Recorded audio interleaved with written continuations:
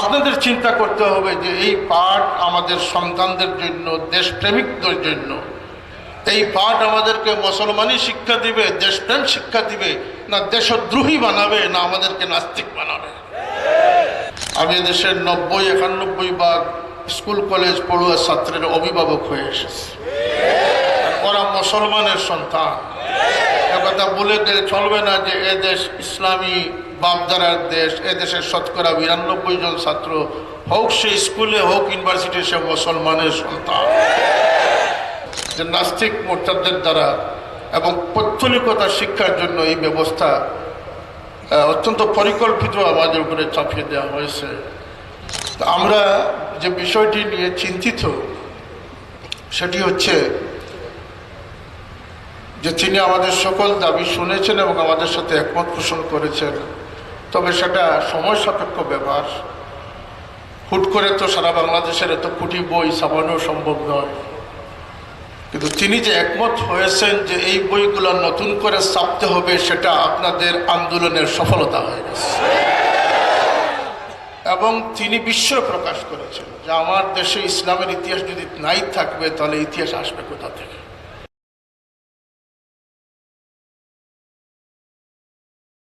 এ পর্যায়ে বক্তব্য নিয়ে আসছেন আমাদের রাহবার বাংলাদেশ আঞ্জুমানে আল ইসলাম মুহতারাম সভাপতি আল্লামা হুসাম উদ্দিন চৌধুরী ফুলতলি মাদ্দাজিলুল আলী।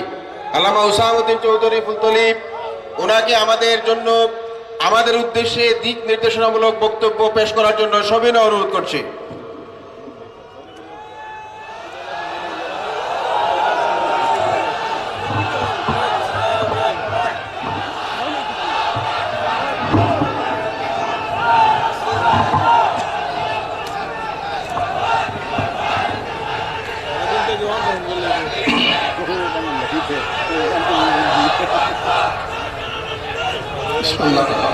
আসসালামু আলাইকুম ওয়া রাহমাতুল্লাহ।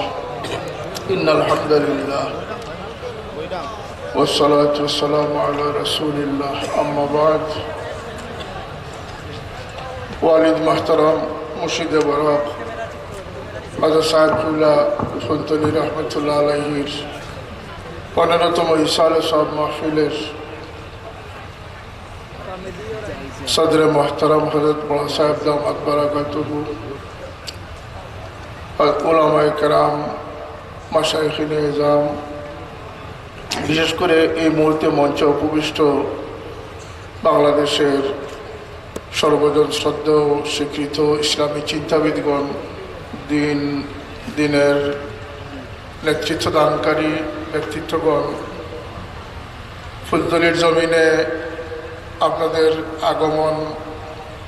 আগমনের জন্য আমরা মুবারকবাদ জানাই। আল্লাহ পাক হযরত সাইফুল্লাহর রুহানি ফয়েজ সকলকে নসিব করুন। আমার সহযোদ্ধা সংগঠন সমূহের দায়িত্বশীল বৃন্দ, হযরত সাইফুল্লাহর মুহিব্বিন মুরিদিন, সকলকে আন্তরিক মুবারকবাদ জানাই। নিউজের স্বার্থে আমাকে 5 মিনিট কথা বলার জন্য বলা হয়েছে। আমার কথা আরও বিস্তারিত হওয়া দরকার। আপনারাও বিস্তারিতভাবেই আমার কাছ থেকে কিছু আশা করতেছেন। আমি শুধু এই নামাজের সময় নিকটবর্তী, ইনশাল্লাহ পরবর্তীতে আমি বিস্তারিত আলোচনা করব। আর এই মুহূর্তে সমগ্র দুনিয়াব্যাপী ইসলাম মুসলমানের এক চূড়ান্ত দুর্দিন এসেছে, এটা অস্বীকার করার কোনো উপায় নেই। বিশেষ করে বাংলাদেশের ইতিহাসে, এই 50 বৎসরের ইতিহাসে আমাদেরকে পরোক্ষ না হলেও প্রত্যক্ষভাবে ইসলাম মুসলমানের সবচেয়ে দুর্দিন বর্তমানে অতিক্রম করতেছে। আলহামদুলিল্লাহ, এই বিষয়ে আমরা নিরাশ হওয়ার কোনো কারণ নেই। আমি বলেছিলাম, যেভাবে বলেছি আপনাদের মতামত সহযোগিতা সেভাবেই আমি পেয়েছি। আমি বলেছিলাম যে এটা প্রতিকার করার জন্য, দিনী শিক্ষাকে রক্ষার জন্য আমি জান কুরবান করব। সাথে সাথে আপনারা বলেছিলেন আপনারাও জান কুরবান করবেন। আলহামদুলিল্লাহ, সেই পথেই আমরা এগুচ্ছি।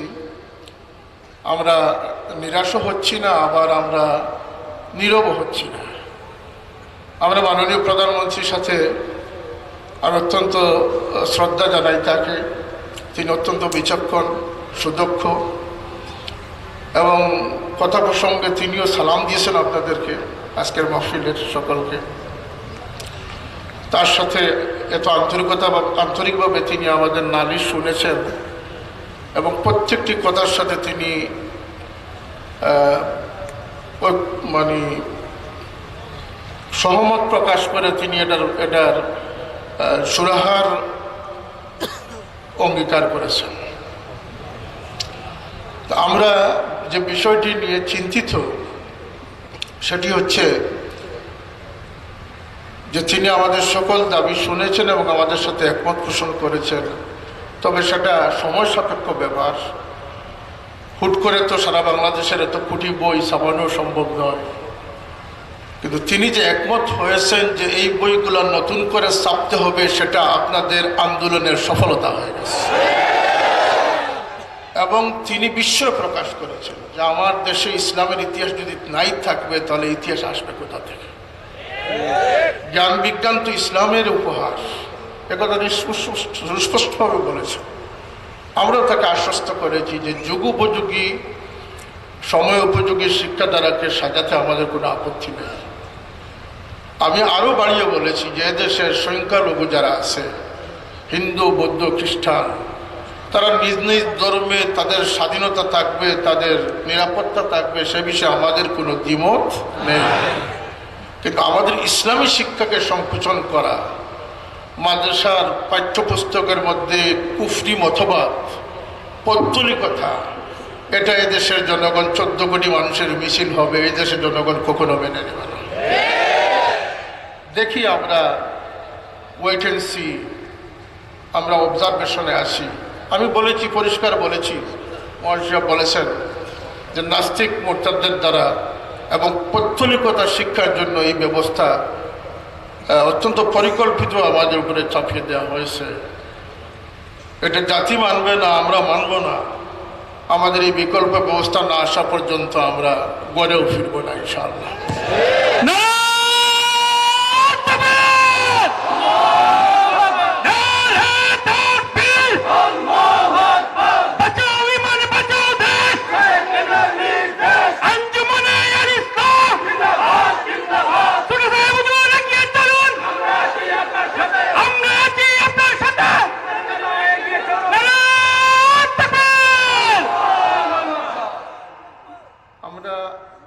শুধু শুধু সরকারের হাতের দিকে চেয়ে থাকলেও আমাদের চলবে না। আজকে আমাদের নেসারাবাদের কাশাব রহমতুল্লাহ আলী সুযোগ্য সাহেবজাদা সহ আমরা গরুয়া মিটিংও করেছি। আমাদের এই দেশে আমরা থাকলে ইসলামকে নিয়ে থাকবো ইনশাআল্লাহ। আমাদের ইসলামী শিক্ষা ব্যবস্থা কিভাবে থাকবে এবং তার ভিত্তি কীভাবে মজবুত হবে, আমরা আমাদের মতো করে চিন্তা করারও সুযোগ থাকবে ইনশাআল্লাহ। আমরা সেই মতো করে এদেশে ইসলামী শিক্ষাকে পৃষ্ঠপোষকতা করতে চাই। এই লক্ষ্যে আমি সকল ইসলামী শিক্ষা প্রতিষ্ঠান প্রধান, স্কুলের প্রধান, মাননীয় প্রধানমন্ত্রীর সামনে বলেছি যে আমি মাদ্রাসার স্বার্থে আসি নাই। আমি এদেশের 90-91 ভাগ স্কুল কলেজ পড়ুয়া ছাত্রের অভিভাবক হয়ে এসেছি। ওরা মুসলমানের সন্তান, একথা বলে গেলে চলবে না যে এদেশ ইসলামী বাপদারার দেশ। এদেশের শতকরা 92 জন ছাত্র, হোক সে স্কুলে হোক ইউনিভার্সিটি, সে মুসলমানের সন্তান। মুসলমানের সন্তানদেরকে নাস্তিক বা পৌত্তলিক বানাবার লাইসেন্স কোনো সরকারকে জনগণ দিতে পারে না। আমরা সেই মতো কাজ করে যাচ্ছি, কোনো আবেগ নয়। আপনার অত্যন্ত সুশৃঙ্খলভাবে আজকে যেটি আমার জেহেনে এসেছে সেটি হচ্ছে যে আমরা আমাদেরভাবে চিন্তা করতে হবে। মাদ্রাসা শিক্ষকদের অভাব, এই সম্মেলনে মাদ্রাসা শিক্ষকদের অভাব নেই। আপনারা শুধু কি যে পাঠ দিবে সেই পাঠ আপনারা খাবেন? আপনাদের চিন্তা করতে হবে যে এই পাঠ আমাদের সন্তানদের জন্য, দেশপ্রেমিকদের জন্য, এই পাঠ আমাদেরকে মুসলমানি শিক্ষা দিবে, দেশপ্রেম শিক্ষা দিবে, না দেশদ্রোহী বানাবে, না আমাদেরকে নাস্তিক বানাবে। এই চিন্তা থেকে আপনারা পাঠগুলোকে উদ্ধার করুন। যে যে অভিযোগ আছে সাহস নিয়ে সেই অভিযোগগুলো উত্থাপন করুন। যে বইগুলো আপাতত দেওয়া হয়েছে সরকারি প্রজ্ঞাপন না হওয়া পর্যন্ত আমাদের মুখে সেই কথা সিদ্ধান্ত দেয়া সম্ভব নয়, কিন্তু আমরা একটা দাবি করতে পারি, আমি যেটি মাননীয় প্রধানমন্ত্রী বারবার বলেছি, যে এই বইগুলা ক্লাসে ছাত্রদের হাতে আমরা দেখতে চাই না। এই বইয়ের বিকল্প হিসাবে এই যে বিতর্কিত বই যে 2-3টি আমরা চিহ্নিত করেছি, সেগুলো প্রতিটি প্রতিষ্ঠানে যদি পৌঁছে যায় সেটা তালাবন্দি থাকবে, সেটা যেন ছাত্রদের হাতে না পৌঁছায়। প্রয়োজনে আমাদের সন্তানদেরকে আমরা অশিক্ষিত মূর্খ রাখবো, কিন্তু এই বইগুলো আমরা হাতে দিতে পারি। যেখানে সারেগামা পাদানিসা, যেখানে তবলা ড্যান্স, একজন মাদ্রাসার ছাত্রছাত্রী 7ম শ্রেণীতে যাওয়ার পরে সে সমস্ত অঙ্গভঙ্গি দিয়ে ড্যান্স করা শিখবে, সেটাকে আপনারা চান? এই অনৈসলামিক শিক্ষা ব্যবস্থা দেশে চলতে দেওয়া যাবে না। আজকে সবাই আমি সকল অভিভাবকগণকে সচেতন অভিভাবকে পরিণত হওয়ার উদাত্ত আহ্বান জানাচ্ছি। সকল শিক্ষা প্রতিষ্ঠানের প্রধানগণকে ছাত্রদেরকে নিজের সন্তান বিবেচনা করে, তাদের ভবিষ্যতের কথা চিন্তা করে, দেশের স্বাধীনতা সার্বভৌমত্বের কথা চিন্তা করে, দেশের মানব সম্পদের কথা চিন্তা করে এ ধরনের বইকে আপনারা পাঠদান থেকে বিরত থাকার উদাত্ত আহ্বান জানাচ্ছি। সম্ভব না? এটা সম্ভব। আমরা এই বই পড়াবো না। প্রয়োজনে যদি লকডাউনের কারণে 2 বছরের পড়া ক্ষতি হতে পারে, তাহলে মাননীয় প্রধানমন্ত্রীর অঙ্গীকার হচ্ছে নতুন বই ছাপিয়ে দিবে, এটাই তিনি ওয়াদা করেছেন।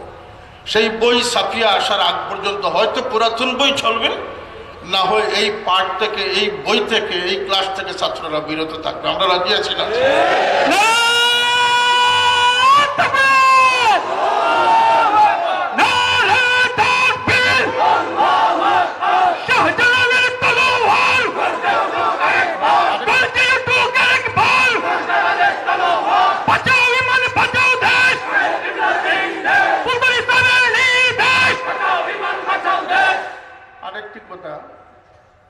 এই ইস্যুকে সামনে রেখে বাংলাদেশের যে প্রান্ত থেকে যে মুসলমান গর্জে উঠেছেন, আমরা সকলকে মোবারকবাদ জানাচ্ছি নিজ নিজ অবস্থান থেকে।